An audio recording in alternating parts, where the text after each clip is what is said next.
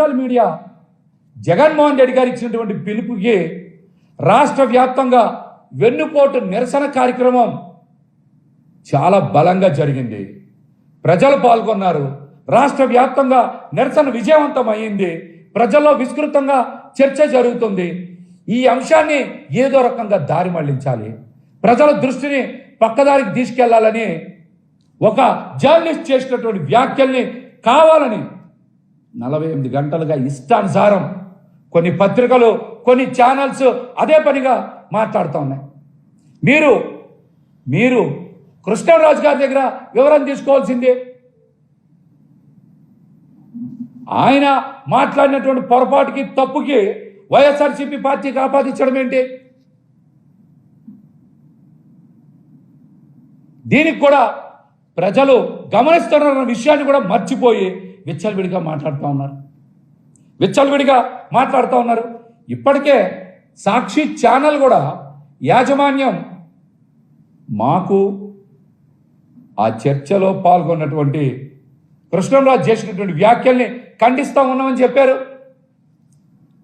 అట్లాగనే ఈ సందర్భంగా మరొకసారి గుర్తు చేస్తూ ఉన్నా, ఛానల్లో కూడా ప్రత్యక్షంగానైనా పరోక్షంగానైనా అప్రయత్నంగానైనా సరే మహిళల మర్యాద గనక భంగం కలిగితే అటువంటి వ్యాఖ్యల్ని, ప్రకటనల్ని తప్పనిసరిగా ఖండిస్తాం, సమర్థించమని కూడా సాక్షి యాజమాన్యం తెలిసిందే. అయినా కూడా మీరు ఆగట్లా, ఇష్టానుసారం బురద జల్లే పనిచేస్తూ ఉన్నారు.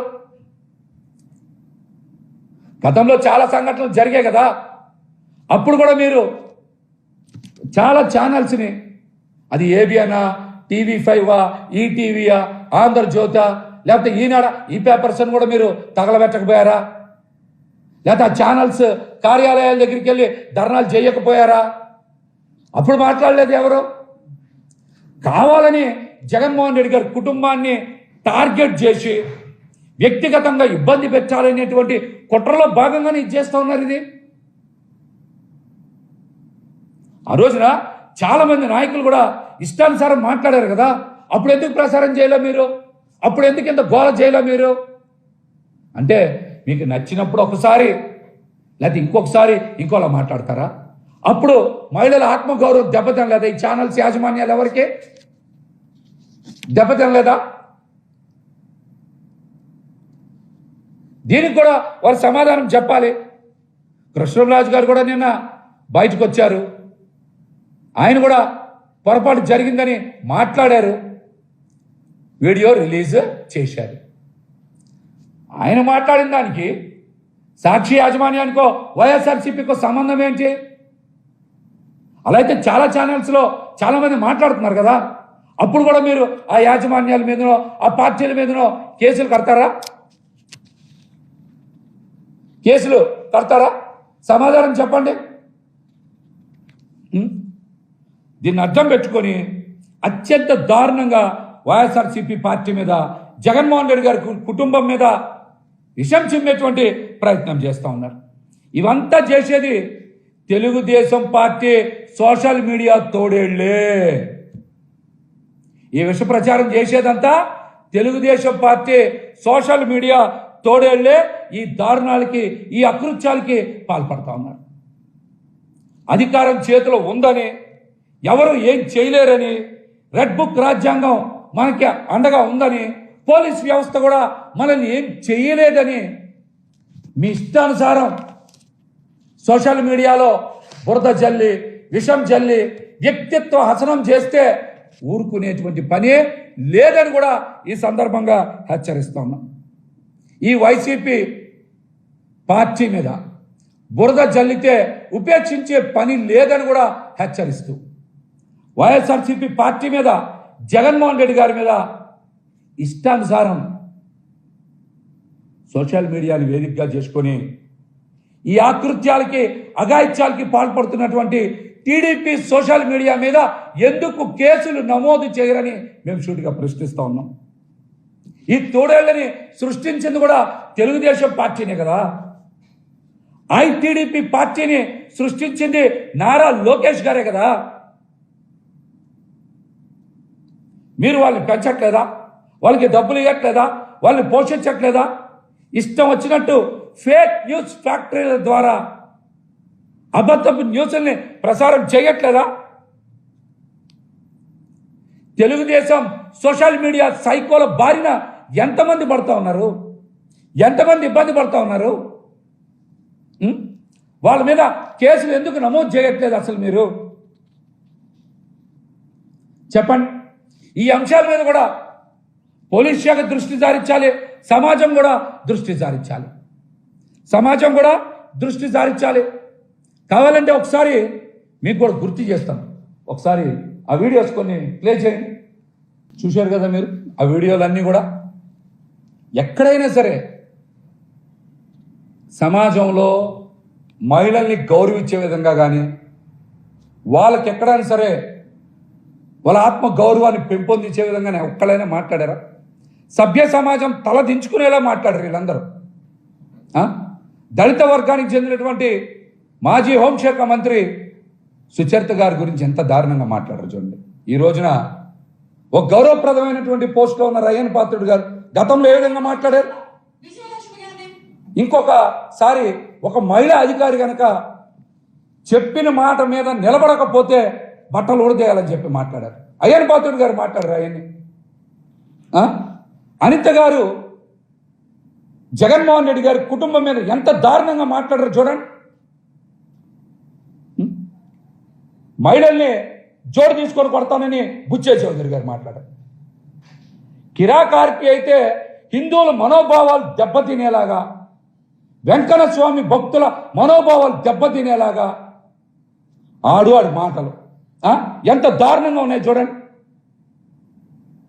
సీమరాజు అసలు సభ్య సమాజం ఎవరైనా సరే ఆ మాటలు ఎన్నగలరా? మహిళల్ని ఎంత దారుణంగా మాట్లాడుతున్నారు చూడండి. వాళ్ళు చూడండి.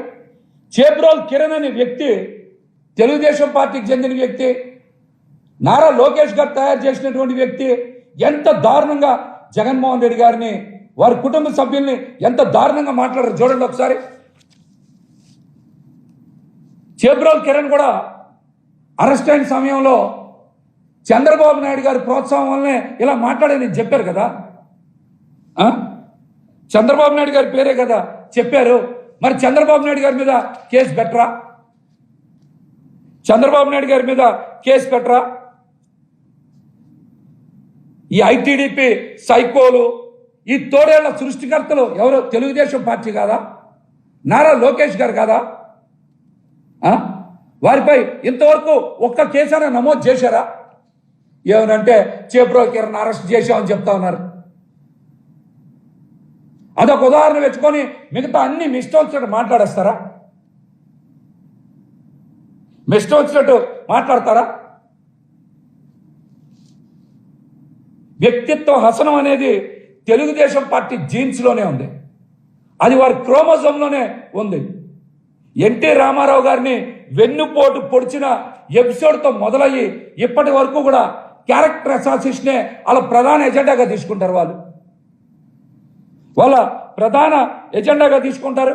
ఈ రోజుకి కూడా వాళ్ళ జీన్స్లో అదే ఉంది, అదే కొనసాగుతూ ఉంది. రాజకీయంగా ఎదుర్కొనే దమ్ము లేదు. ఏ పని ప్రజలకు ఇచ్చిన హామీలను నెరవేర్చలేరు. అందుకని ఏం చేస్తారు? ప్రజల దృష్టిని మరల్చడానికి ఇట్లాంటి సైకోలని తోడళ్ళని పెట్టుకొని ఇష్టానుసారం వ్యక్తిత్వ హసనానికి పాల్పడుతూ ఉంటారు వాళ్ళు. వీటి మీద కేసులు ఎందుకు పెట్టరు? వీటి మీద కేసులు ఎందుకు పెట్టరు? సైకో అనే పదం వాడింది ఎవరు? చంద్రబాబు నాయుడు గారు కదా. ఆయన మీద మరి కేసులు పెట్టాలి కదా.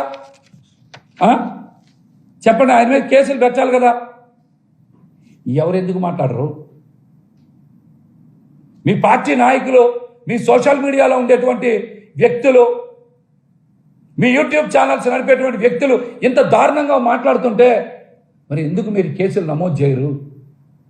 అసలు వైఎస్ఆర్సీపీ పార్టీకి కానీ సాక్షి యాజమాన్యానికి కానీ సంబంధం లేనటువంటి కృష్ణంరాజు గారు అనేటువంటి జర్నలిస్ట్ చేసినటువంటి వ్యాఖ్యను పట్టుకొని పదే పదే జగన్మోహన్ రెడ్డి గారి కుటుంబం మీద, సాక్షి యాజమాన్యం మీద, భారతీ రెడ్డి గారి మీద దుష్ప్రచారం చేయడం ఏంటి మీరు?